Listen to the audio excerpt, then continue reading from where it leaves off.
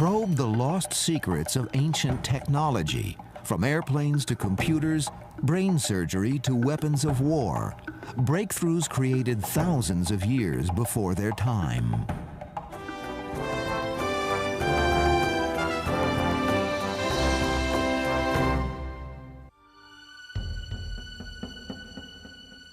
In the beginning, he seemed so unlike a god, a vulnerable creature, at first barely human.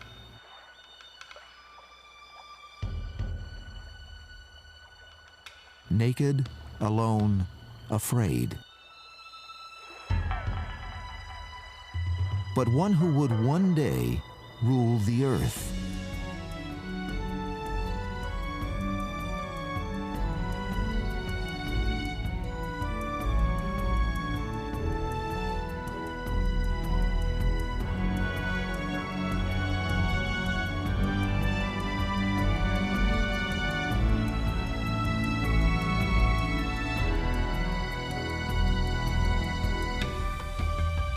As his humanness emerged, what inner longing, what passion compelled early man to create, to invent, to utterly transform his world?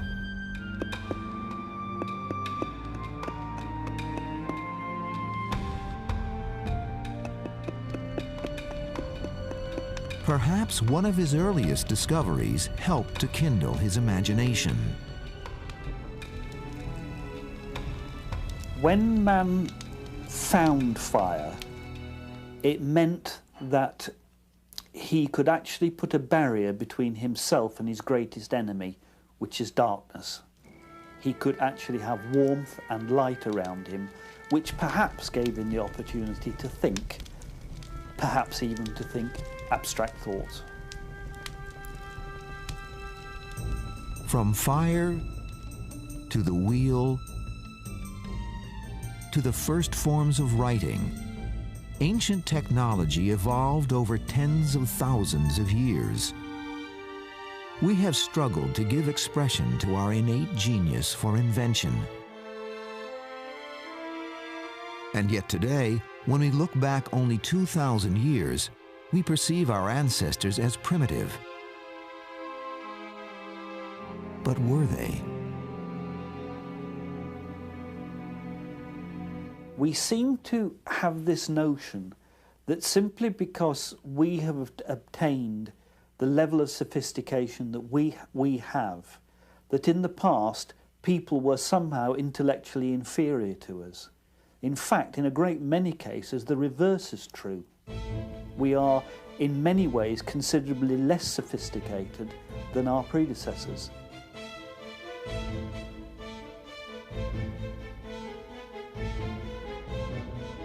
Was the ancient mind more advanced in its thinking than we have ever imagined? Could such supposedly modern breakthroughs as steam power, the computer, the electrical battery, and the submarine have been conceived hundreds, even thousands of years before their time?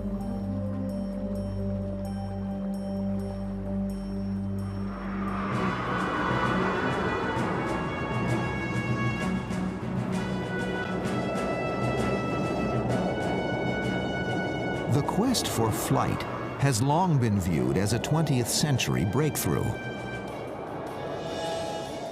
But to some, this ancient object, discovered in a tomb near Saqqara, Egypt, is evidence that the Egyptians experimented with aerodynamic principles over 2,000 years ago. This is assumed to be a bird by Egyptologists because it has wings. However, the shape of the wings is unlike the shape of any known bird wing. As a matter of fact, the wings are tilted down slightly that's what's called a dihedral angle. They have an aerofoil section, like the section of a modern aircraft wing.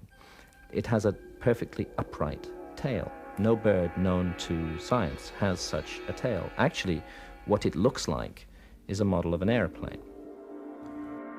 Other scientists, however, strongly disagree. It has been suggested that the Saqqara bird represents an early flying machine. Maybe it was a hand-launched glider, or maybe it was even a model some people have suggested for a larger aircraft. I don't think that's the case.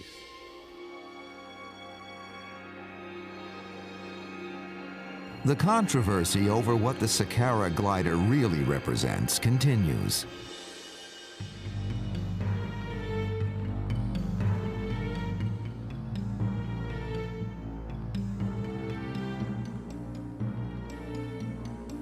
But even the most skeptical scientists now concede that ancient inventors achieved some astonishing feats of technology which cannot be equaled today.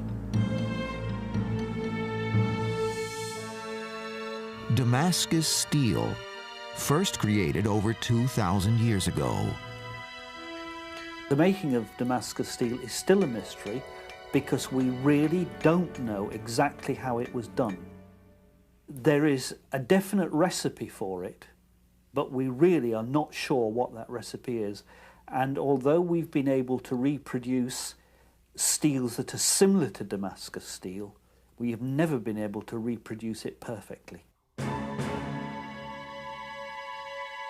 In the hands of fierce Saracen warriors, swords forged from this high-carbon metal carved a bloody swath through the early Crusaders in the Holy Land.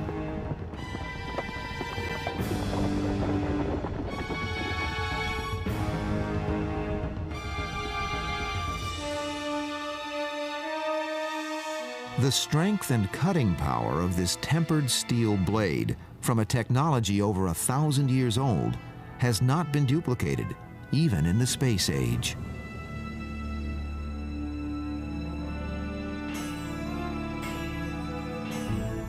It is only one of the lost secrets of ancient technology.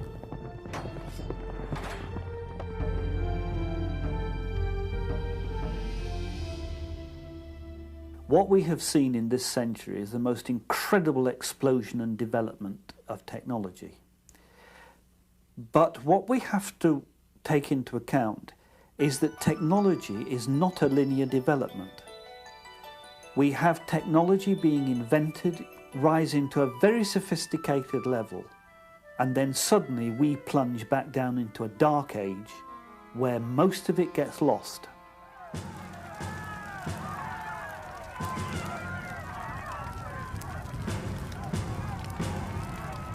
Tragically, throughout history, barbarism has threatened to destroy priceless treasures of human knowledge.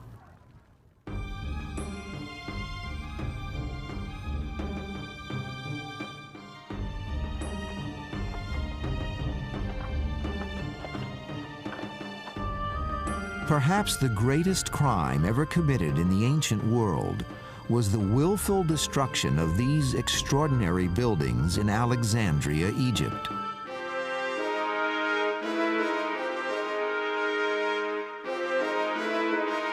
The legendary Library of Alexandria was a treasure trove holding the accumulated secrets of centuries of ancient technology.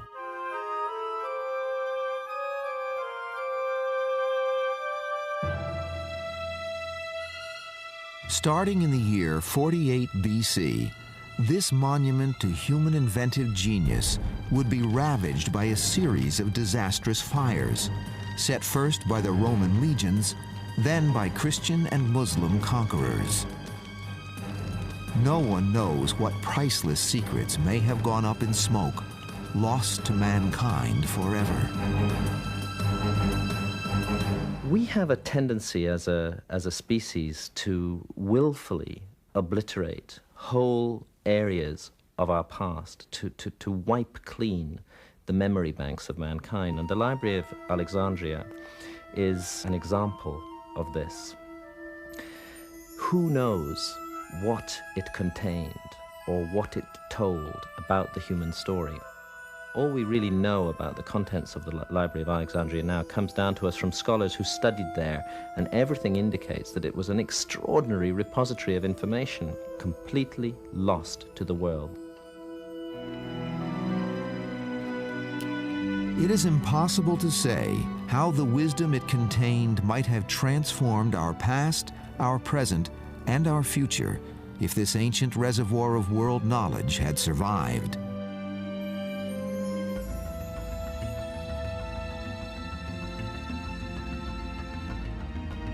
Only now are scientists finally unearthing the lost secrets of ancient technology.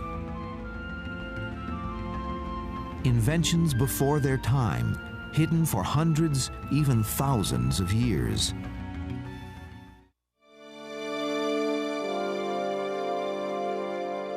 The wonders of ancient technology. How were they conceived? Were some created after painstaking years of trial and error? Others in a single blinding flash of genius? Surprisingly, modern scholars believe that many early breakthroughs were ignored in their own time. Never pursued or developed, their vast potential was lost for centuries.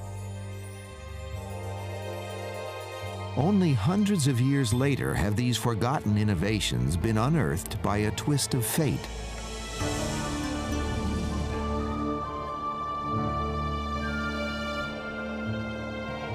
The shifting desert sands of Iraq, near the timeless ancient city of Baghdad.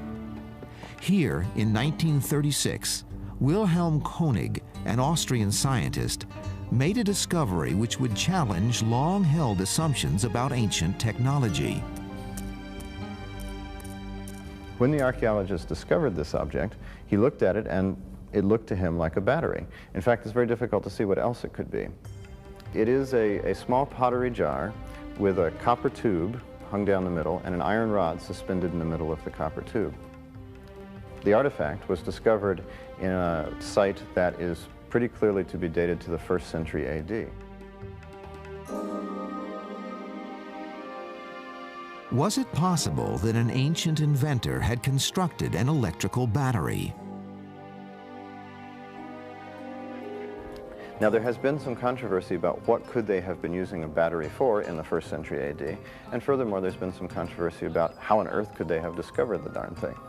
My own view of how people could have managed to discover the principle embodied in the Baghdad battery already in the 1st century AD is in fact very simple. It is that any two dissimilar metals, in this case copper and iron, when put in a liquid that is acidic, will generate a voltage between them.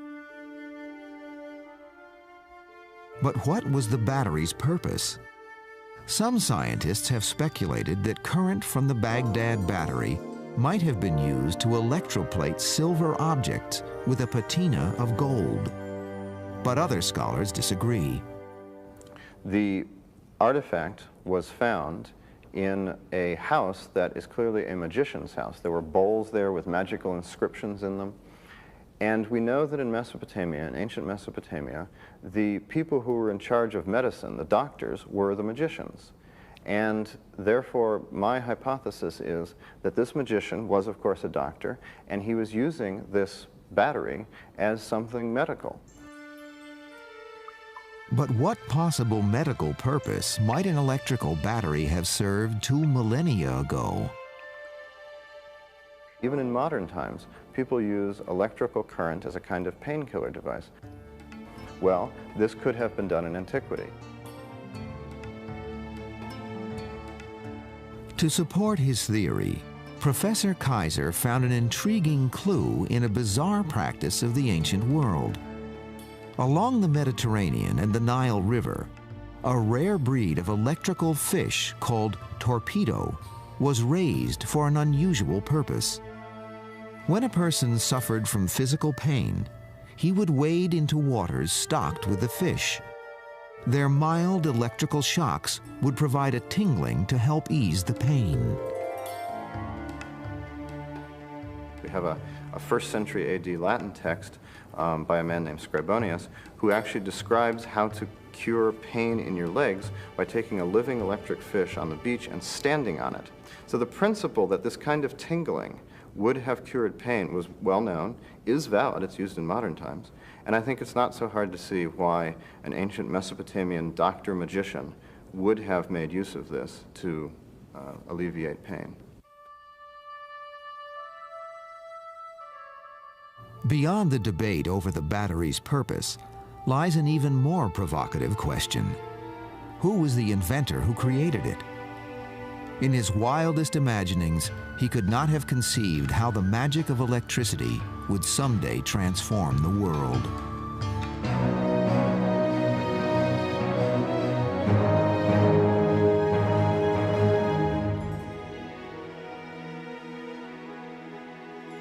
As mysterious as the creation of the Baghdad battery was, why it was suddenly abandoned, not to be reinvented until 1900 years later, is unknown. While some lost secrets of ancient technology are buried beneath scorching desert sands, others lie entombed in the uncharted waters of the sea. In 1900, a sponge diver off the Greek island of Antikythera found the wreck of an ancient ship loaded with precious statues and ceramics. It had lain undisturbed for over 2,000 years. Called the first great underwater find of modern archaeology, its cargo of priceless marble and bronze statues were recognized at once as the work of Greek artisans from the time of Jesus. But one puzzling object baffled scientists. This seemingly worthless, barnacle-encrusted hunk of bronze had split into 4 fragments, which revealed geared wheels adorned with barely legible inscriptions. The discovery languished, forgotten, in the basement of a Greek museum for another half-century. Then, in 1951, an American historian, Professor Derek DeSola Price of Yale, became fascinated with the enigmatic object.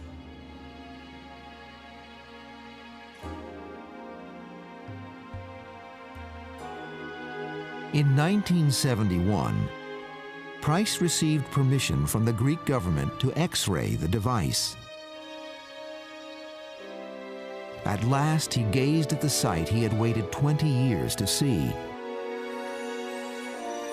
A sophisticated instrument which Price called an ancient Greek computer. It had been designed to calculate the motions of the sun, the moon, and stars, past, present, and future, with amazing accuracy. To achieve its complex astronomical computations, the device relied on an impressive array of differential gears, ingeniously assembled to create the world's first analog computer.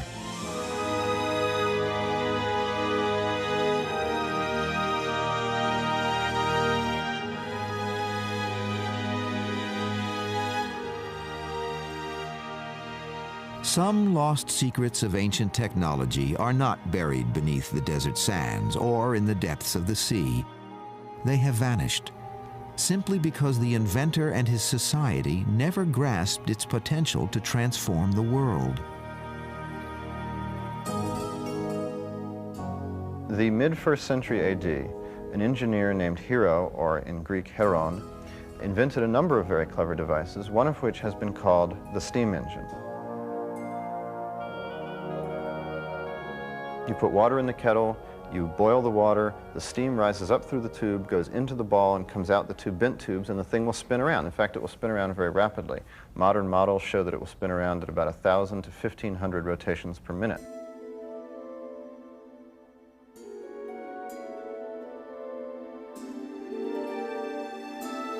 If Hero had combined the principle of this primitive steam engine with other concepts which he had already developed, he might have built the world's first steam locomotive, perhaps even launched the modern industrial age.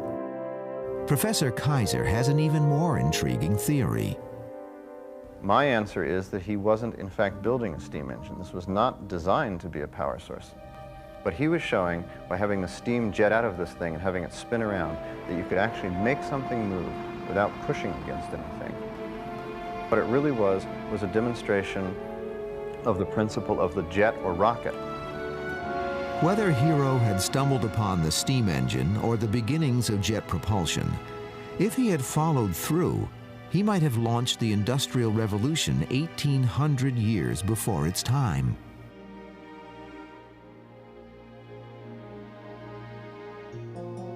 But what if these brilliant early inventions had been pursued rather than abandoned?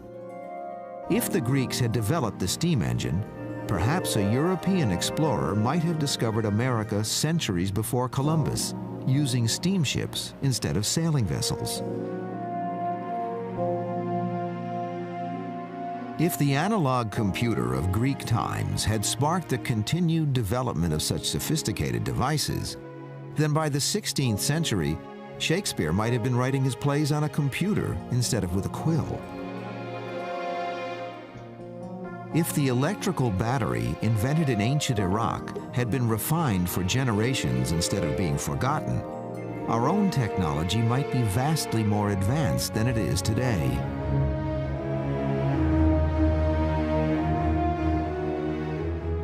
Perhaps the reason these discoveries of ancient technology were never pursued says less about their brilliant inventors than it does about the short-sightedness of those around them. For in ancient times, and our own, quantum leaps into the future are only possible if the human imagination will expand to accept them.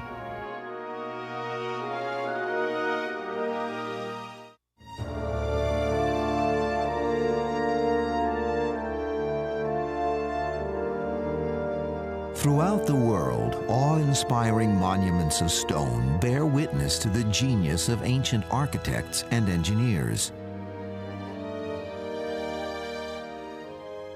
And looming as large as these megaliths are the riddles of their construction.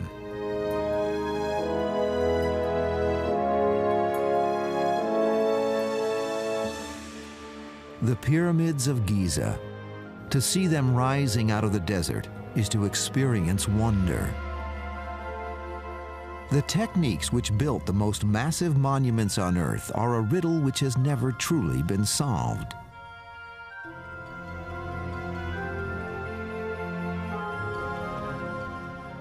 Believed to have been created almost 5,000 years ago, each pyramid is said to have taken 30 years to construct. The pyramids are thought to have been built by the lifelong toil of untold thousands.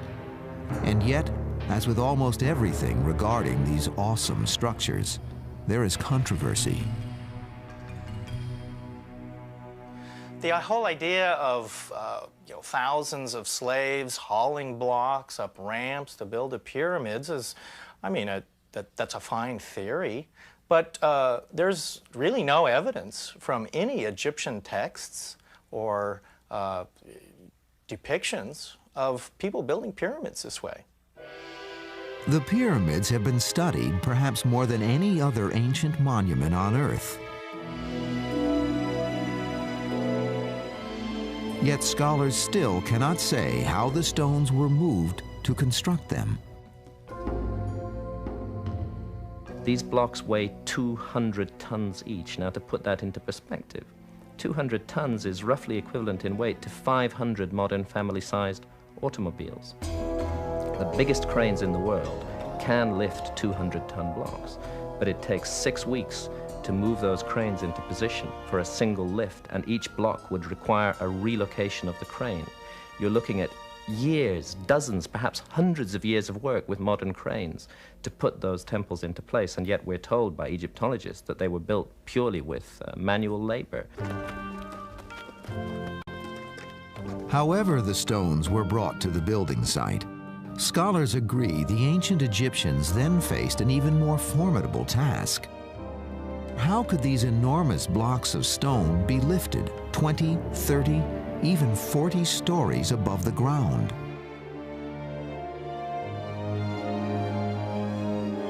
The answer to this question still eludes scholars to this day. A French structural engineer by the name of Joseph Davidovits has a whole theory that the main blocks of, say, the Great Pyramid were actually poured into place, much like concrete. Now, the interior of the Great Pyramid, for instance, is built out of blocks of granite. And these are blocks of stone that would have to be quarried. But the bulk of the pyramid itself is made of this very sort of crumbly conglomerate stone, which he claims is a form of concrete. And therefore, in the building of the pyramids, we have an ingeniously simple technique. Without modern measuring instruments, how did the builders of the Great Pyramid achieve such an astounding degree of accuracy? These ancients were looking at the stars and very precisely aligning their monuments to the stars. The characteristic of the Giza site is extreme precision, what we would really call today high-tech precision.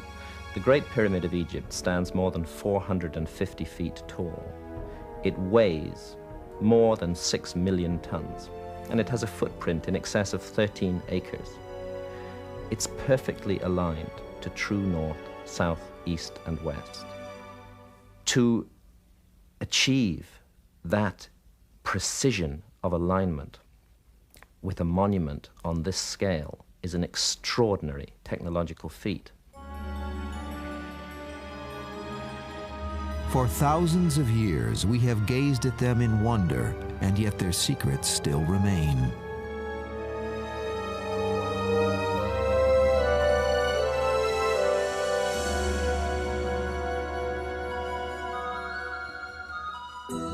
As puzzling as the riddle of the pyramid's construction is the technological achievement of ancient cultures in the New World.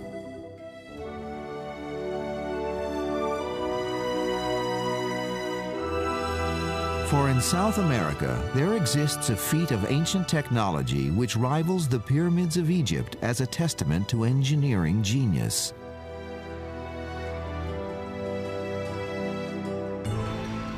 While the Egyptian pyramids proclaimed their splendor to the world, the very existence of the lost Inca city of Machu Picchu in Peru was deliberately kept secret for centuries to protect it from hostile invaders.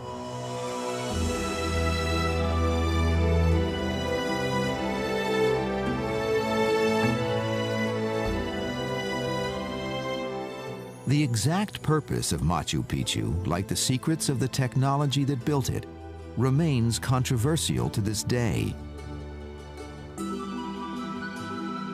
The awesome challenge of construction which the Egyptians set for themselves at sea level, the peoples of the ancient Inca Empire somehow had to achieve at the altitude of 9,000 feet.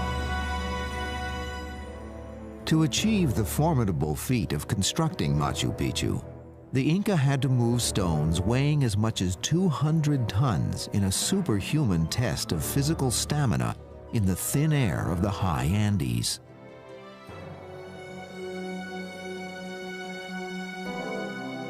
What made the creation of Machu Picchu possible? It may have been an ingenious technology which we do not yet comprehend. While there is evidence for ramps to bring stones up along a wall and into position, there are many places where there is no room for such ramps because the walls are very close to precipices. So I really don't know how the stones were brought there. After moving the gigantic stones up the steep mountainside, the Incas were somehow capable of cutting and fitting them together precisely without the use of mortar of any kind. But there are a few structures that exhibit incredible stonework. Really fantastic. It strikes one by its precision, how stones of irregular shape are fit together with precision that not even a razor blade can be put in between.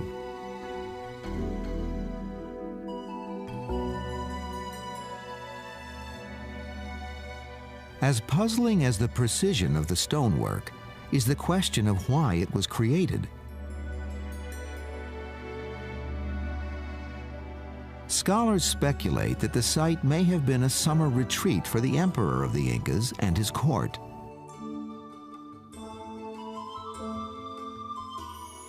but the massive stones of Machu Picchu remain silent.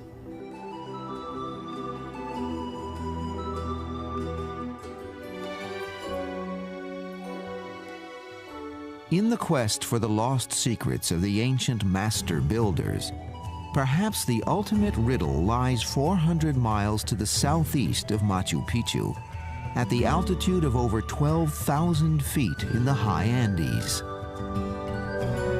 Here in Bolivia, on a wind-swept plain, lie the ruins known as Tiahuanaco.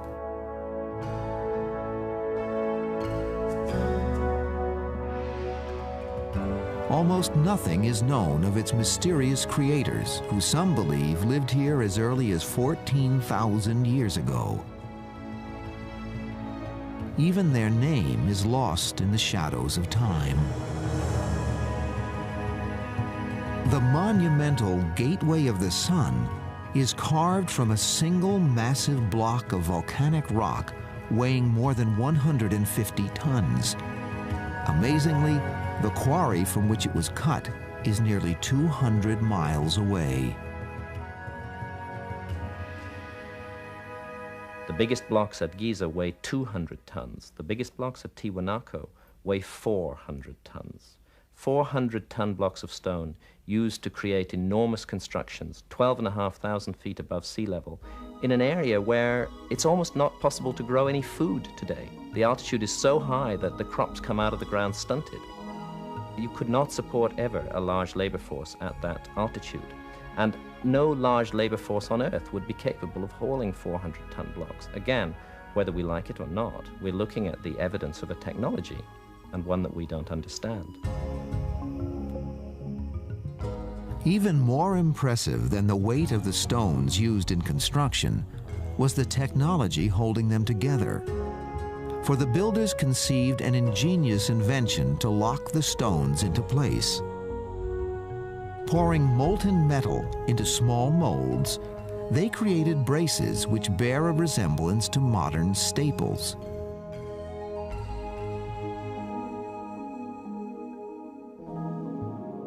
What was the source of the technology which made the monuments of Tiahuanaco possible? Inexplicably, unlike both the Egyptians and the Incas, these master builders left no written records for the ages.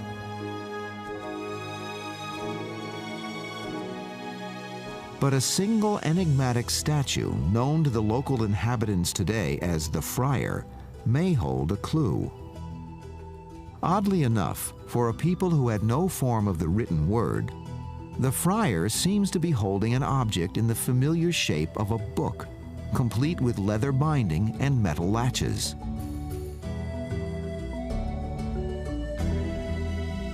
Could this be a depiction of a benevolent leader who somehow, in the distant past, imparted secrets of technology to the people of the high Andes?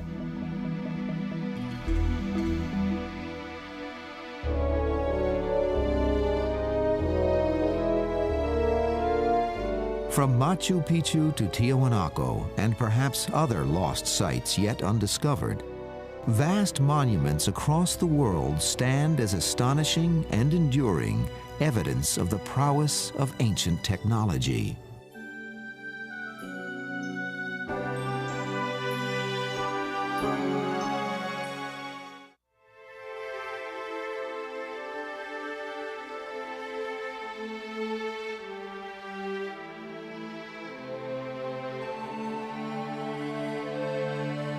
The Pampa Colorado, the Red Plain of Peru.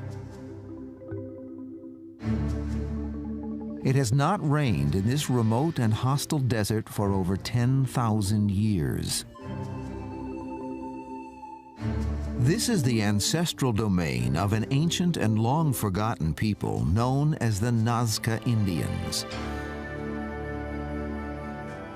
Here, their ancient tombs from the time of Jesus once contained precious pottery, exquisite gold jewelry, elaborate weaving, and the mummified remains of their honored dead.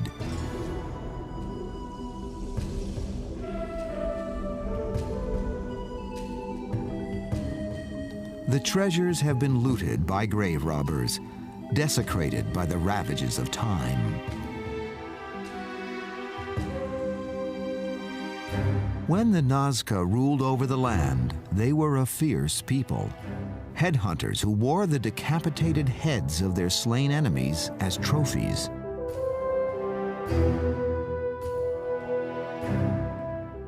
Yet surprisingly, these warlike people were also pioneers on the frontiers of ancient technology.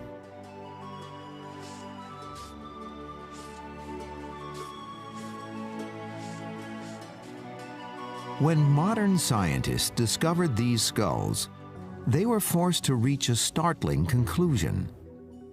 2,000 years ago, the Nazca people were performing brain surgery.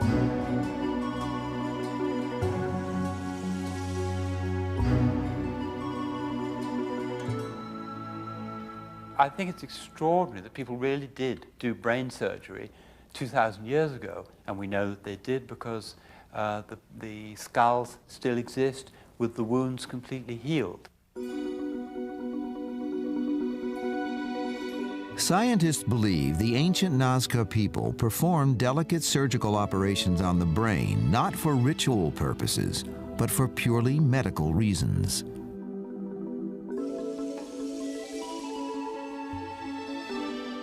Over 1,000 skulls have been unearthed at Nazca, showing unmistakable proof that the Peruvian surgeons used precision instruments for these operations.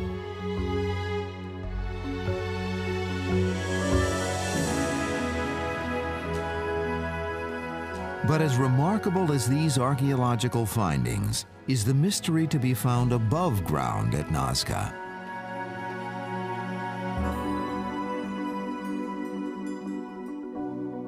Here, inscribed on the desert floor, is one of the most spectacular creations of ancient technology, known as the Nazca Lines.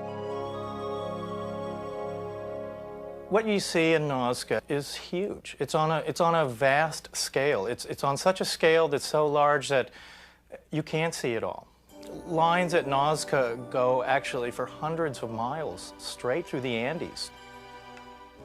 You see a vast array of different figures, animal figures such as birds and spiders and killer whales. You see large trapezoid figures intersecting these animal figures. And the more you look at Nazca, the more puzzling it becomes.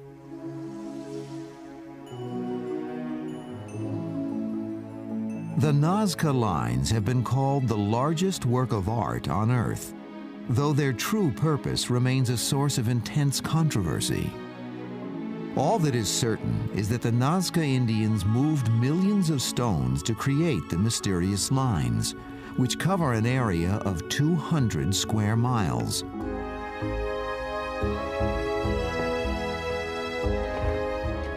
By stripping a top layer of stones to bare the lighter soil beneath, the Nazca created their masterpiece.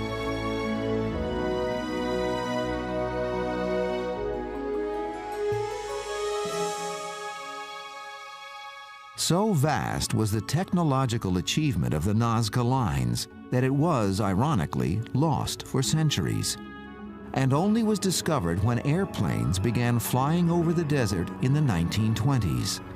Since then, the lines have attracted researchers from around the world, attempting to decipher their enigmatic riddles.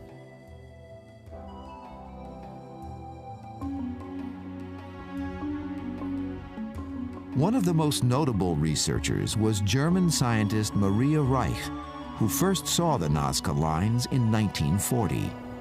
You can see the lines are absolutely straight, and people have wondered very often how the ancient people could do these straight lines without any engineering instruments.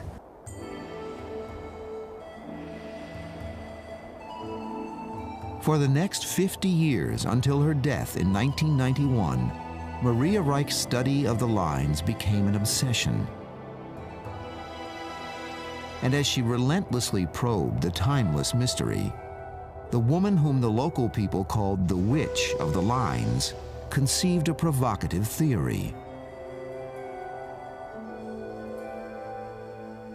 Maria Reiche's theories were largely that Nazca was a giant astronomical, astrological observatory, and that many of the animal figures would be identified with zodiacal signs, for instance. Similarly, other lines that are intersecting these figures have to do with directions of stars and astronomical alignments, that kind of thing. But there's a lot more to Nazca than that. The fundamental question remains, why was this enigmatic achievement carved into the desert if it could only be seen from the air? Now, there are certain explanations for that. One is that the gods were to view the lines, and that therefore the people never were able to view them from the air. Another interesting idea is that the lines were made for shamans to view, and that these Peruvian shamans were ingesting hallucinogenic cactus, for instance, and then would be astrally launched spiritually over the plains. Searching for more down-to-earth answers, archaeologists have discovered intriguing clues buried in the dusty soil of the plain. Artifacts that seemingly depict people in flight in hot air balloons. Mummies wearing garments of exquisite fabric were also exhumed.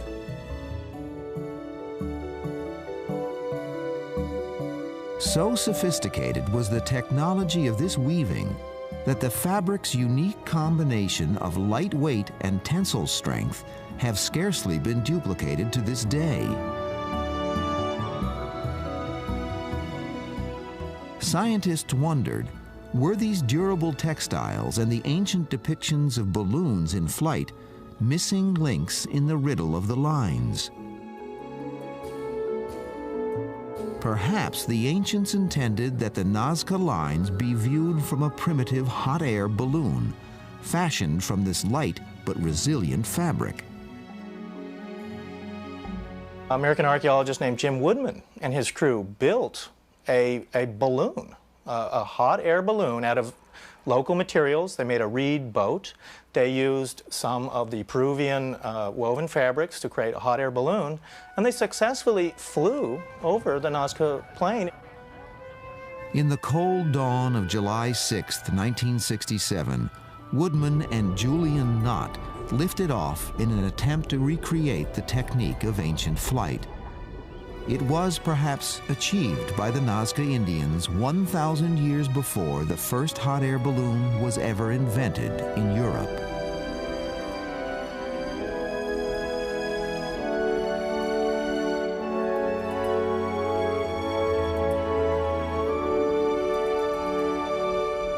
Indeed, it's perfectly possible that people could have made the lines to have been seen by the gods, to have been seen by their own ancestors, or maybe even, of course, to have been seen themselves when they finally went to heaven.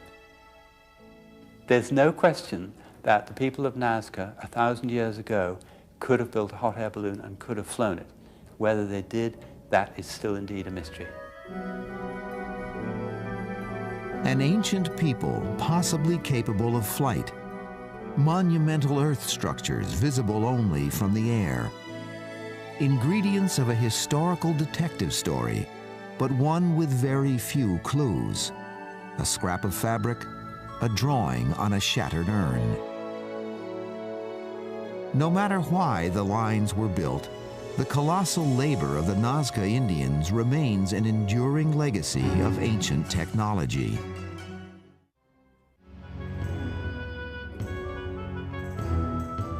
Europe in the 10th century. It was a world gripped by fear and ignorance, pestilence and illiteracy, superstition and bloody warfare. Between the first millennium after the death of Jesus and the 1300s, Europe was beset by multiple catastrophes. victims of the Black Death were buried as fast as graves could be dug. In this bleak world, science, medicine, and technology were seen as being in direct conflict with Christianity. Western Europe was mired in the Dark Ages and the haunted landscape of the medieval mind. Yet half a world away, there was a startlingly different universe.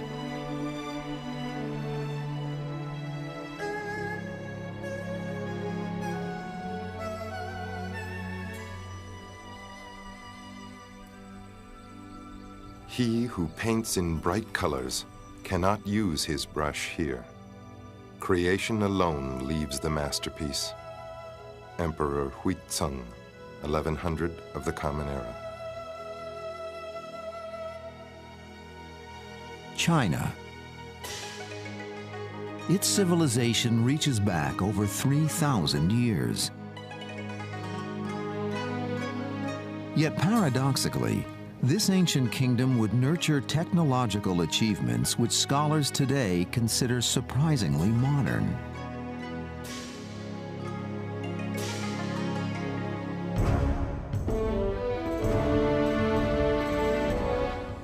While European surgeons were bleeding people to death in the false hope of curing them of the plague, the Chinese had already unlocked the secret of inoculation against disease. But it wasn't only medicine where the Chinese created inventions far ahead of their time. From the fishing pole and the umbrella to the suspension bridge, the Chinese had solved a myriad of technological problems far before the West.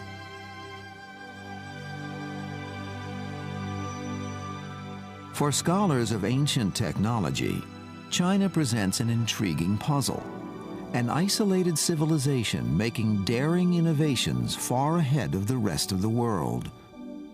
China developed independently of the rest of the world, and that gives us a fascinating comparison point.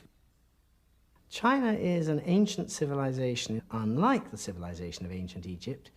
It never broke down, went away, and collapsed and went through a dark age. So we have got a very long record of continuous Chinese civilization.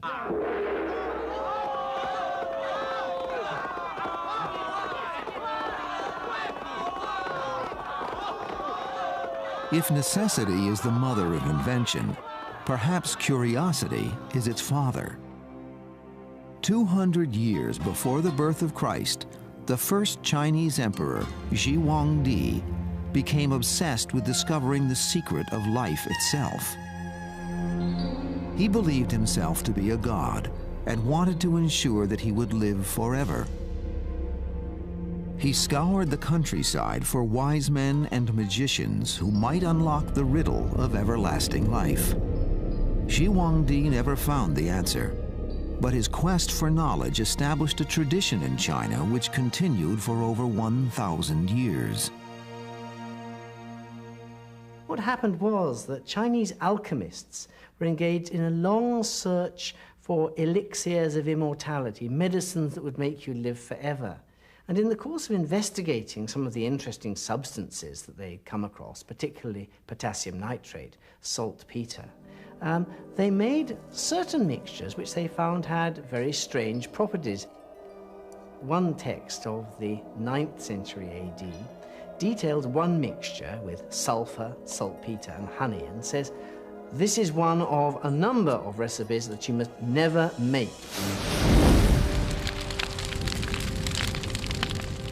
Ironically, alchemists seeking the formula for eternal life found instead a substance destined to kill untold millions of people.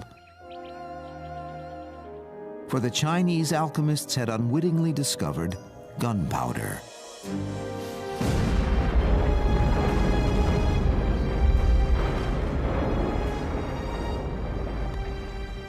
Gunpowder was already in use in Chinese armies in the 11th century AD, when people in Europe were still simply hitting one another over the head with clubs and stabbing one another with swords and spears. Using their new discovery, the Chinese developed rudimentary guns, but then, surprisingly, never developed them further.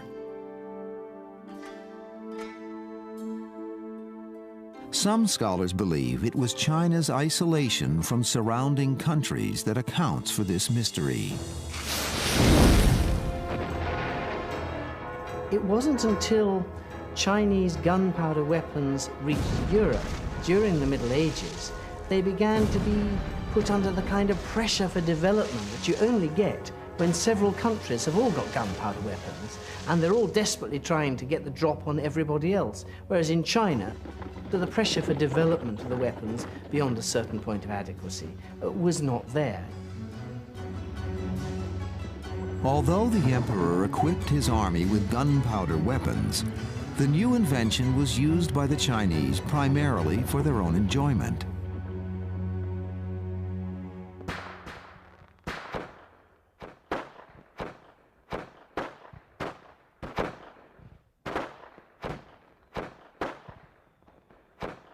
During a fireworks festival honoring Emperor Li Tsun in 1264, one firework misfired. Instead of heading for the stars, it sped directly at the emperor's family. Witnessing this mishap, an ingenious Chinese inventor saw an application that was far removed from entertainment. When arrows were attached to fireworks tubes filled with gunpowder, it was found they could travel over 1,000 yards. He had invented the rocket, precursors to the destructive weapons of the Second World War and the fearsome missiles of the nuclear age.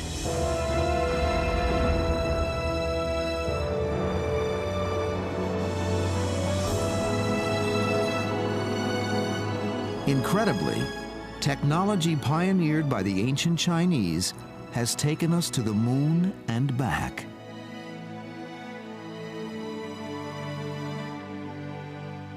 In the sophisticated court of the emperor's palace, a spoon laid upon a bronze plate had the power to literally change the world. Magicians and conjurers in the emperor's inner circle used the device in the art of geomancy or feng shui, the supernatural Chinese study of aligning dwellings harmoniously with the magnetic currents of the Earth's surface.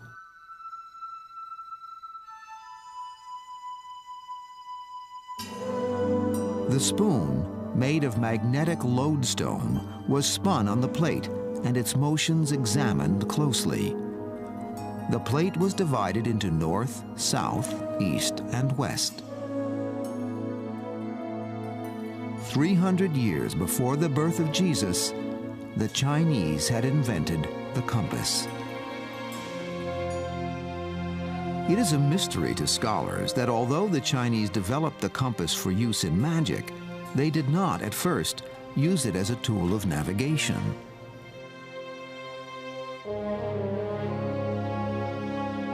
Meanwhile, in Europe, without the compass, adventurers had launched an age of exploration using only the stars as their guide. In medieval Europe, religion was often at odds with technology. Yet in China, religion hastened the development of technology, especially the art of printing.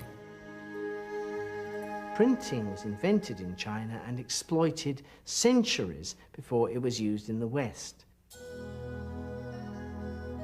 In Buddhism, there's an immense store of merit attached to somebody who passes on or copies or freely distributes one of the Buddhist scriptures. The earliest printed text in the world was a Buddhist charm scroll printed in the year 704 AD. At that time in Europe, the common man was largely illiterate. By the 10th century, printing had exploded in China, as books of all sorts were published in millions. The generation of printed text in ancient China is immense. It is the land of the book. Whereas in the West, a scholar would have to, before Gutenberg, copy out books if he wanted them. In China, you went to a bookshop and you bought one. Johann Gutenberg has long been credited with inventing movable type in Germany in 1458. It had, in fact, been invented over 400 years earlier by the Chinese. In the 17th century, Francis Bacon was writing about the great discoveries that made his world different from the world of the Greeks and Romans, and he named 3 great inventions: printing, the magnetic compass, and gunpowder, the origins of which, he said, are obscure and inglorious. The thing he didn't know was, in fact, they are all Chinese inventions, and they had all reached Europe during the Middle Ages. But over the centuries, the Chinese themselves became as ignorant as the West of their ancestors' glorious achievements.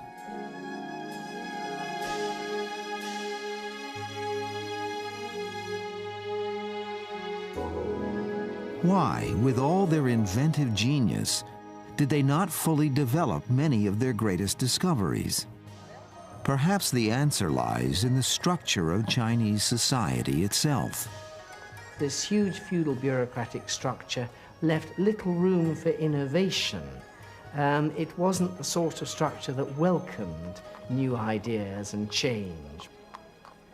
So in many ways, the underdeveloped and fragmented nature of Europe sometimes gave it a head start in making use of Chinese inventions.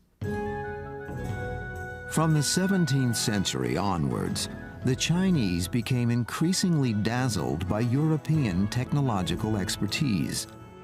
When the Chinese were shown a mechanical clock by Jesuit missionaries, they were awestruck. The Chinese had forgotten that it was they who had invented mechanical clocks in the first place, 1,000 years earlier.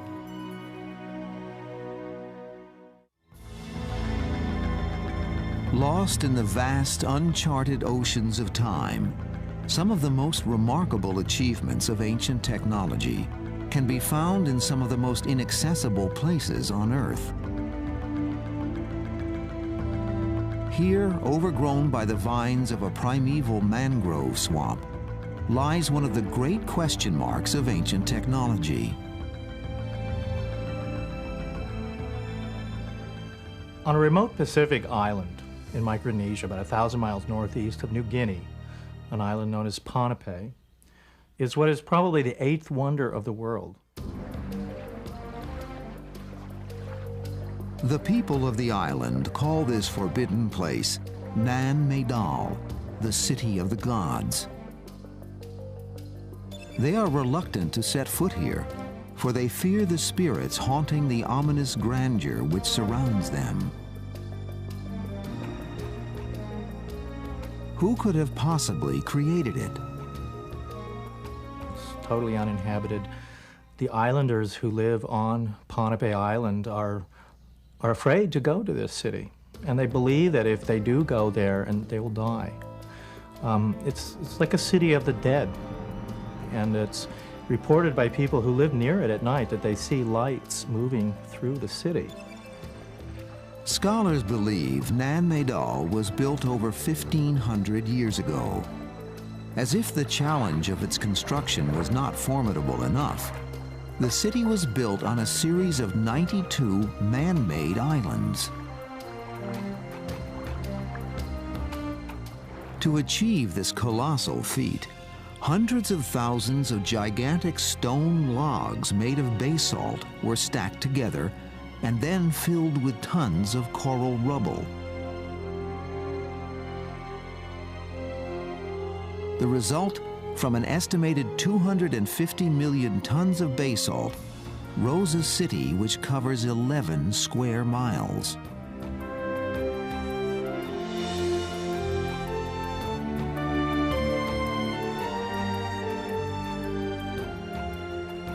The Irish seamen who discovered this lost world in 1828 refused to believe it could have been created by the primitive fishermen who had lived there in grass huts on the island of Pohnpei for centuries.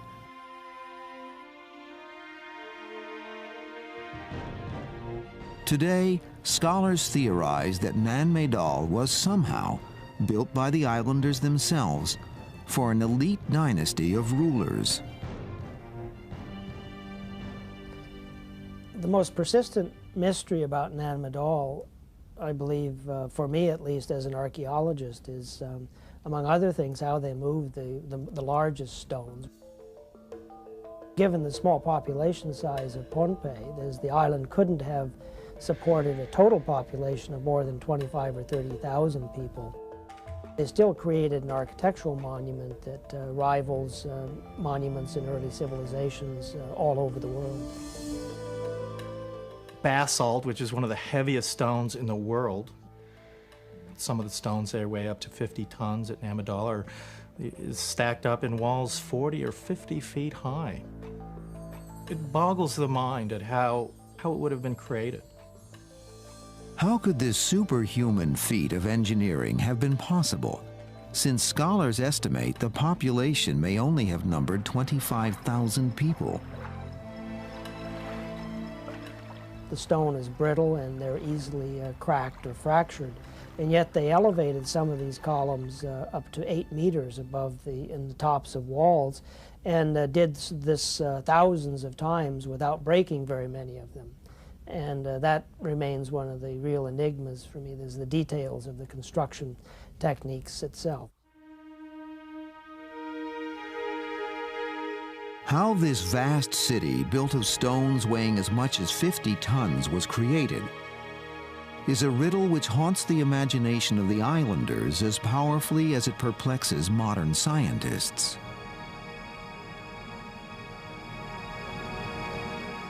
The islanders absolutely insist that the stones of this city were levitated and magically flown through the air and then put into place. Other legends among the islanders of Pohnpei relate that a potent drug made from the pepper plant gave their ancestors superhuman strength to lift the stones. Scientists believe that the truth is every bit as surprising. One of the striking things about Nan Madol and Pohnpei is the fact that given a very small population of maybe 25,000 people, they were able to accomplish many of the same things with regard to stone construction and transport of massive stones that we see in the evolving civilizations like Egypt and Mesoamerica. The creators of Nan Madol had no beasts of burden or wheeled vehicles to help them. Instead, scientists theorize that the stones which built Nan Madol were moved with nothing more than ropes handmade from hibiscus vines and tree trunks used to slide the giant blocks into place. If these theories are true, then perhaps nowhere on Earth have such monumental structures been so ingeniously created with such primitive technology. Proof that even when human technology is severely limited, the potential for human creativity is boundless.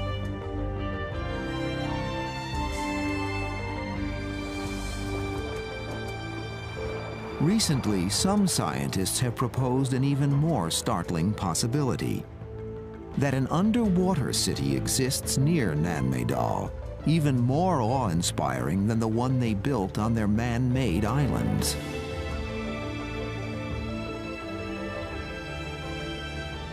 Pohnpeian oral history, oral traditions do refer to a concept of various kinds of other worlds where people go, for example, when their spirits go when they die. There are elements of a deep sea world that are reflected in some oral histories, but the reference to an underwater city is unique, and it's tied just to Nan Madol itself.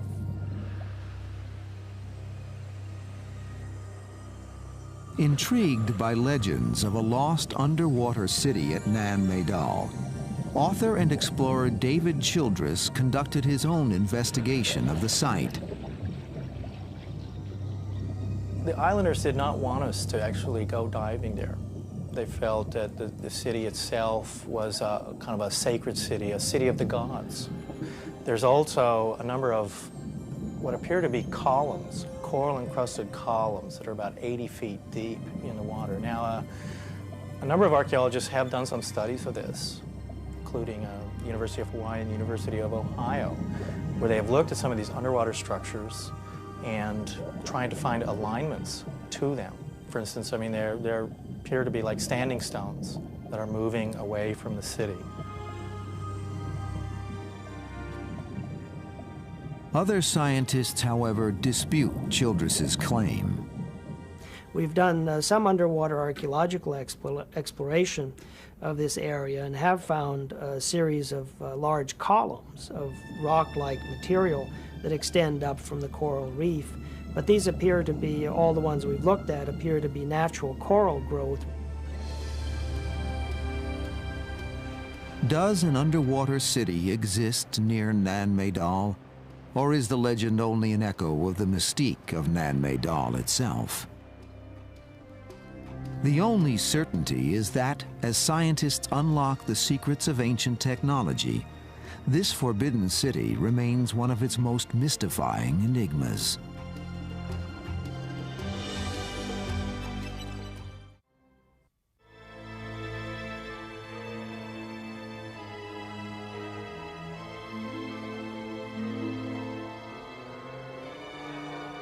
In all of history, no single inventor has rivaled the brilliance of one transcendent genius, Leonardo da Vinci. When we look at Leonardo's mind, what we see is a man who is capable of working in many dimensions. He was one of these men who was good at everything. The Renaissance painter is renowned as an artist who created some of the most serene images of earthly peace ever conceived. Yet ironically, the same visionary artist who shaped the Mona Lisa's smile planted the deadly seeds of modern warfare. For he designed countless fearsome weapons centuries before their time.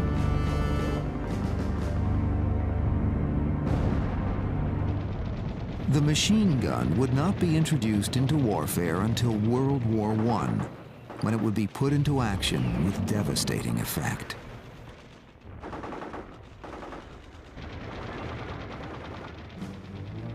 By early 1500, Leonardo had already conceived a multi-barreled cannon, a major conceptual breakthrough.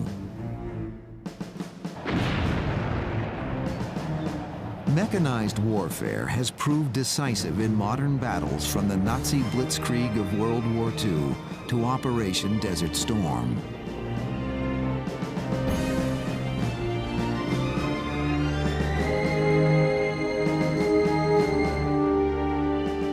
But incredibly, Leonardo had already conceived of the principle of the tank centuries earlier. It will need 8 men to work it and make it turn and pursue the enemy. This is good to break through the ranks. Leonardo da Vinci.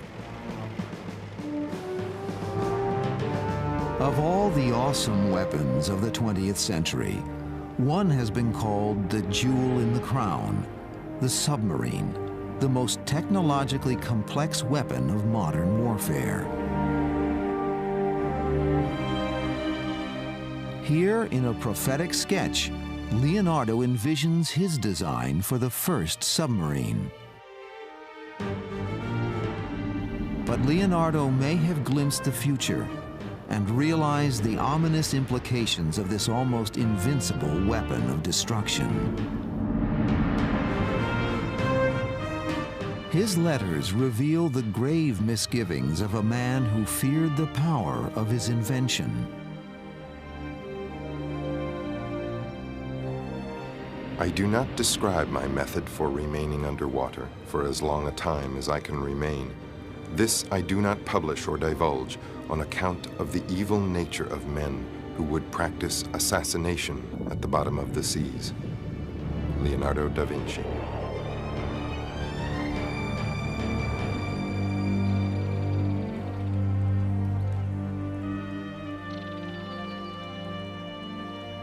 Housed in the French chateau where he spent his last years, these prototype models capture Leonardo's virtuosity in the arts of war.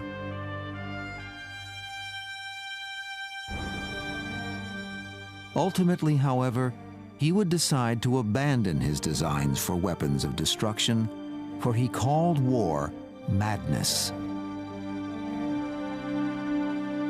But perhaps even a visionary such as Leonardo could not imagine that the technology of warfare he helped to advance would ultimately threaten mankind itself.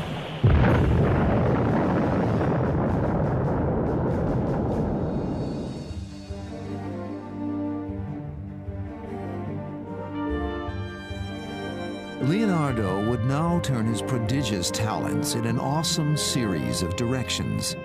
His vision ranged from civil engineering and hydrodynamics to physiology. The sketchbooks of Leonardo da Vinci provide a startling insight into the mind of an inventive genius centuries ahead of his time.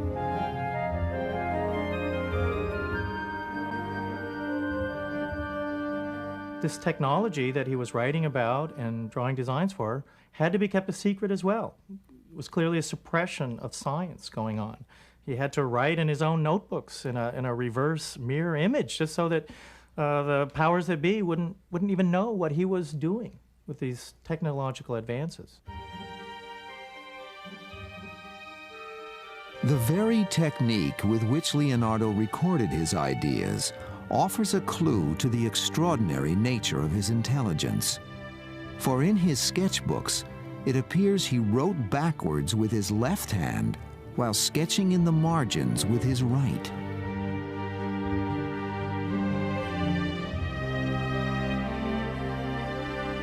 If Leonardo's days were consumed with the practical realities of innovation, his nights were filled with dreams of flight.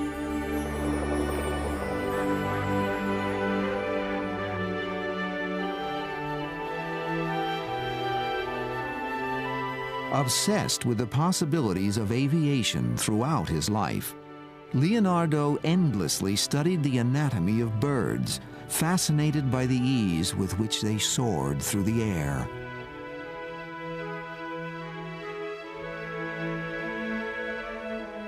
The bird in flight is an instrument working according to mathematical law, which is in the capacity of man to reproduce with all its movement. Leonardo da Vinci. In his quest to soar with the birds, Leonardo at first tried to imitate the structure of their wings in his designs.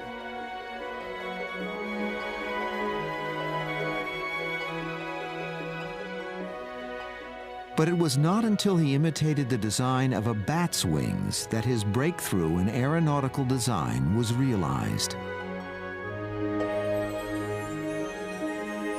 Its innovative engineering has sparked an intriguing question. Would it have flown?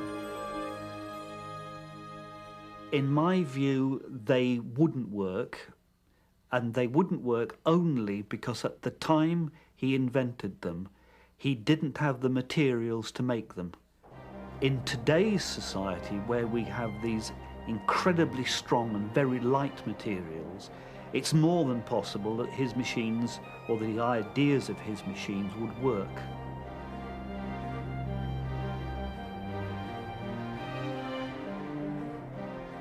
Leonardo's experiments with designs for flight went beyond imitating the anatomy of bats or birds.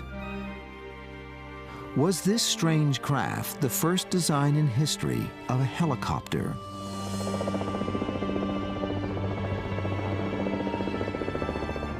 Was this sketch the spark of inspiration for the parachute?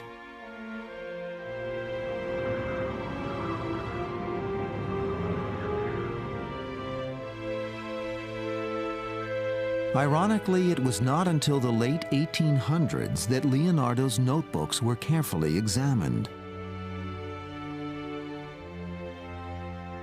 The world would not appreciate his innovative genius until others had made the same discoveries hundreds of years after his death.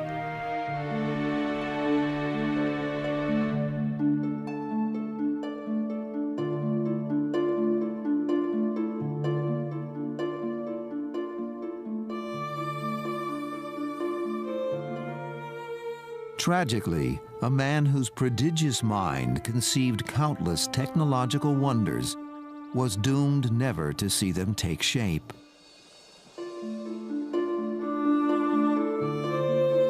As if to echo his frustration, Leonardo scrawled in the margins of his notebooks again and again, "Tell me if anything is ever done. Leonardo da Vinci." Perhaps for visionaries on the frontiers of technology, the quest is never complete.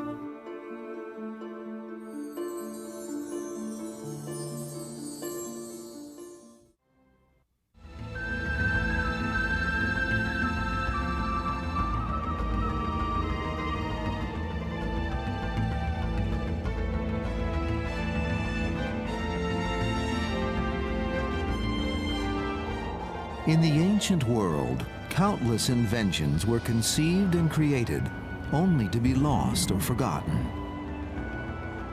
From the Baghdad battery to the steam engine to the innovations of Leonardo da Vinci, many potential breakthroughs were never pursued until centuries later. Why were so many ancient innovations doomed to oblivion?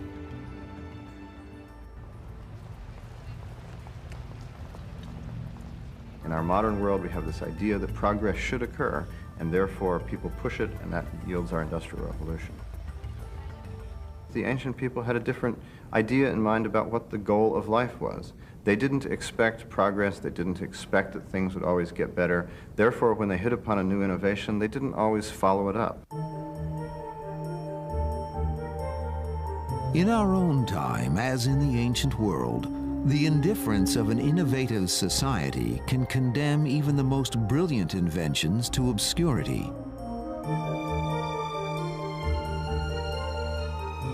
For perhaps the greatest enemies of technology throughout history have been those who lacked imagination.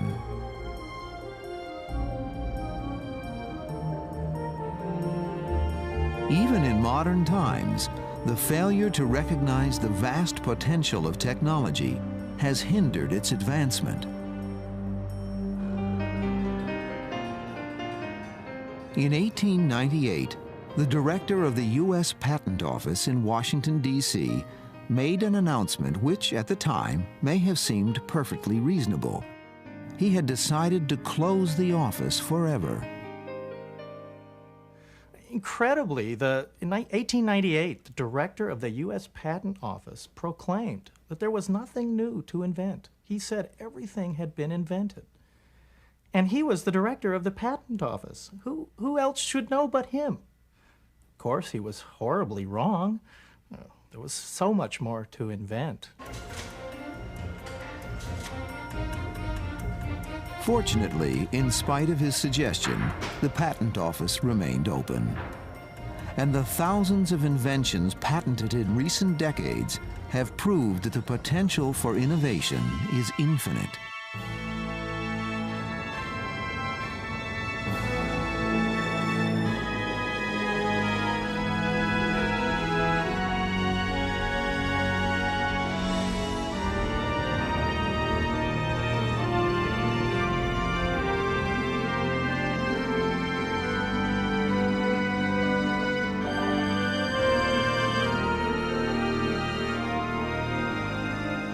But what is the true purpose of technology?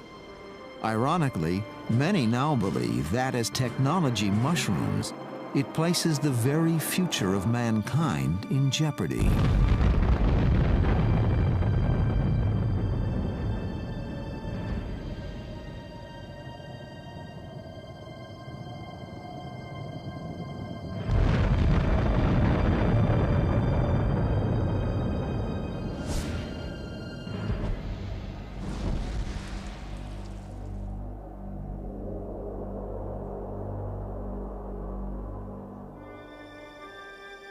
We're here, if you like, to tend and look after the garden of the earth.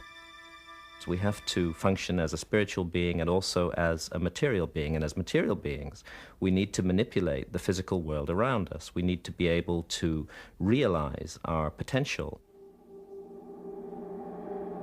It's perhaps unfortunate that our material side becomes dominant in our thinking, and that we devise technologies that are materially oriented and that don't in any way nourish the spiritual aspect of ourselves. It is no longer a question of what we can accomplish with technology, but of whether we have the wisdom to control its awesome power. Sometimes it seems as if technology itself has become our most ruthless and implacable enemy. I'm sure that there will be many more things, inconceivable inventions, that will come upon us. God knows how we will cope with them. For the last 5,000 years, human beings have been subjecting themselves to an unimaginable routine of rapid technical change. So far we have survived, but there is absolutely nothing to guarantee that we will in future.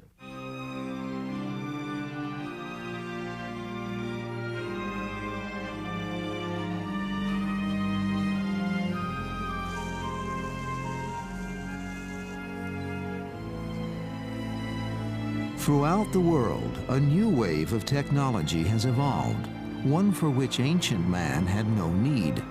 Inventions to combat the devastating effects of technology itself.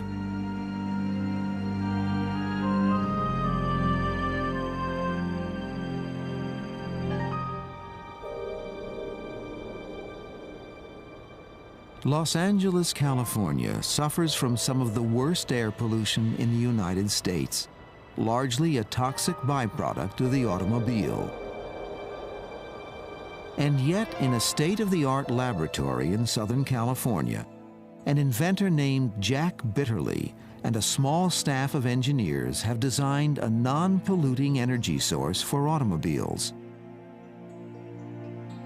A flywheel made of densely packed carbon fibers spins in a vacuum chamber at up to 100,000 revolutions per minute. As the wheel turns, it generates electricity.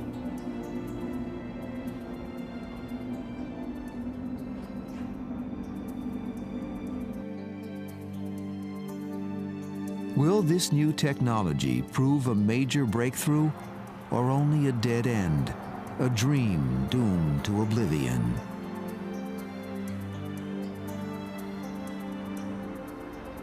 Only one thing is certain.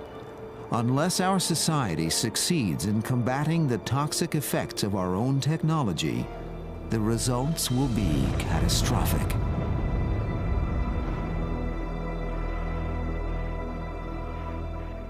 What we're seeing is a cyclical event, and it is more than possible that we are now at the fringes of another dark age, where all our technology is going to get lost, and we will plunge back down for another 1,000 years, back down to primitive levels, and then perhaps we'll rise again. I don't believe that our technology will continue to advance the way that it is, because I don't think our society will.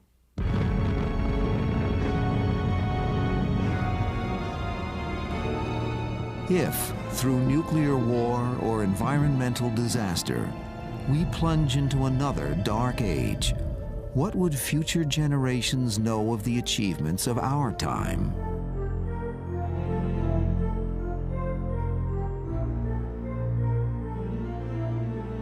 Our own understanding of the innovations of the past is just fragmentary.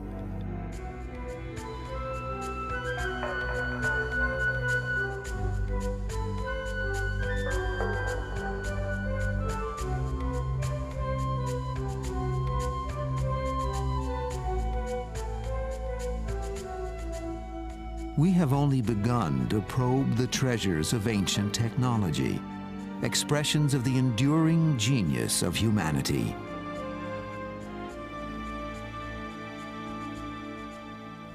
The word genius means to me the divine spark in humanity, the thing that is special about us, that distinguishes us from the animals. And we are different.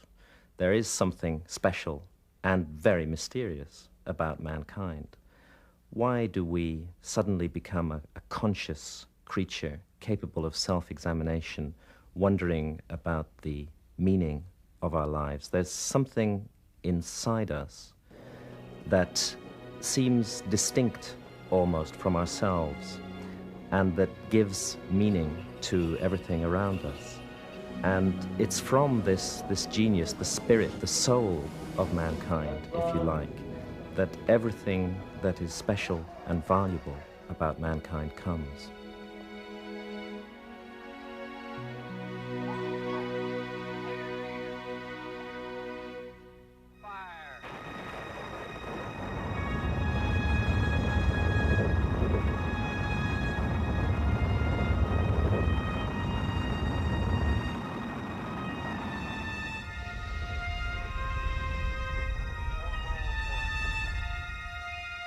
What a piece of work is man. Go for orbit. How noble in reason, how infinite in faculties. In form and moving, how express and admirable. In action, how like an angel. In apprehension, how like a god. William Shakespeare.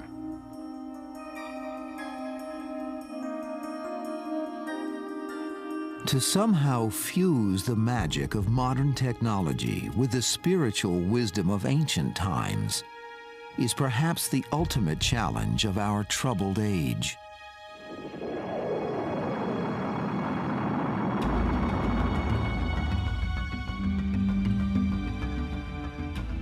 And yet, despite the hurdles, the quest continues. Perhaps the passionate urge to create, to leave our mark on the world, is exactly the quality that makes us human. It is a question we are forced to ponder on our travels in search of history.